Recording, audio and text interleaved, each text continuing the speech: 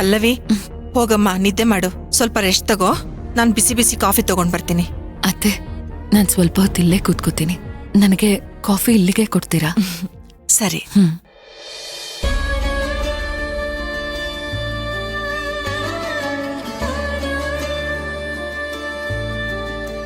ಪಲ್ಲವಿ, ಆದ್ರೂ ನೀನ್ ಸ್ವಲ್ಪ ತುಂಬಾ ಹುಷಾರಾಗಿರ್ಬೇಕಮ್ಮ.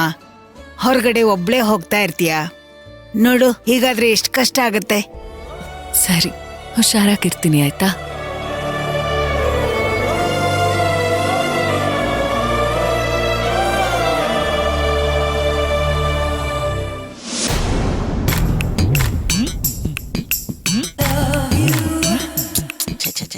ಏನ್ ಮಾಡ್ಬೇಕು ಅಂತ ನಾ ದಿಕ್ಕ ತಿಳಿಯವಲ್ದು ನನಗ. ಏನ್ ಮಾಡ್ಬೇಕು ಅಂತ. ಅವ್ವ, ಅದೇನ್ ಗುಣಗಾಕತಿ? ಅಯ್ಯಯ್ಯಯ್ಯಯ್ಯ, ನಿನಗಂತೂ ಏಟೇಟೇಟೇಟು ಪರಿಣಾಮನ ಆಗವಲ್ದು ಬಿಡು. ಅಲ್ಲ, ನಾವ್ ಯಾಕೆ ಬಂದೇವಿ, ಏನ್ ಮಾಡ್ಬೇಕಾಗೈತಿ, ಮುಂದ್ ನಮಗ್ ಏನ್ ಆಗ್ಬೇಕಾಗೈತಿ, ಸ್ವಲ್ಪ ಖಬರ್ ಐತಿ ಇಲ್ಲ ನಿನಗ? ಒಟ್ಟ ಇಲ್ಲ ಬರೇ.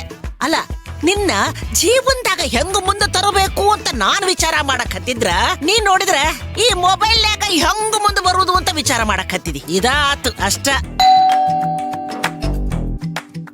ಬರ್ರಿ.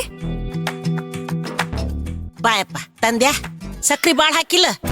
ಚಲೋ ಆತ್ ತಾಯಿಲಿ.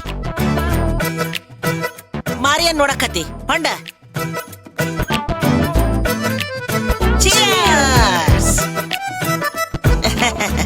ತಲಿ ನೋವು ಸಾಕತ್ತಿತ್ತ ಯವ ನನಗ.